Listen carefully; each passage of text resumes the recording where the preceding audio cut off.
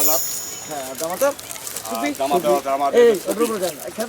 সমস্যা নেই, এখন বাড়াইলে কোনো সমস্যা নেই। আমাদের ছবি আর ওই থানা ছেড়ে আমাদের ওইখানে তো একটা ভোট দিবেন, আর একটা ব্যালট থাকবে, ওটা হচ্ছে একটু গোলাপি কালারের ব্যালট। এটাতে একটা থাকবে হ্যাঁ আর একটা থাকবে না।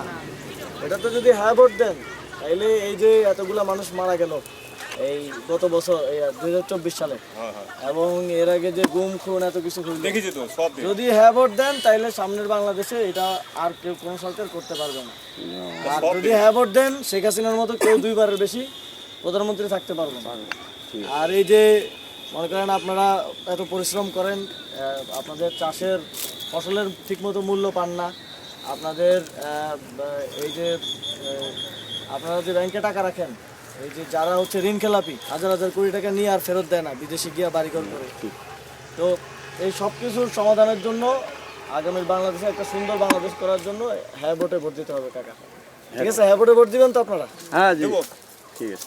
যদি প্রার্থী পছন্দ নাও হয় সমস্যা নাই, প্রার্থীর জন্য ভোট চাইবো না, গণভোটে হ্যাঁ ভোটটা দিয়েন আর কি। আচ্ছা কারণ এটা প্রার্থীর ভোট দিবেন 5 বছর পাইবেন, কিন্তু গণভোটে হ্যাঁ ভোট দিলে এটা আপনার সন্তান আমার সন্তান পুরো ভবিষ্যৎ ওরা একটা ভালো সুফল পাবে, সুন্দর বাংলাদেশ ওরা পাবে ইনশাআল্লাহ।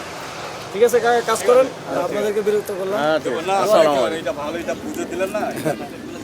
দোয়া রাখেন আন্টি, দোয়া রাখেন, আসি। আসসালামু আলাইকুম। তোমার কি করে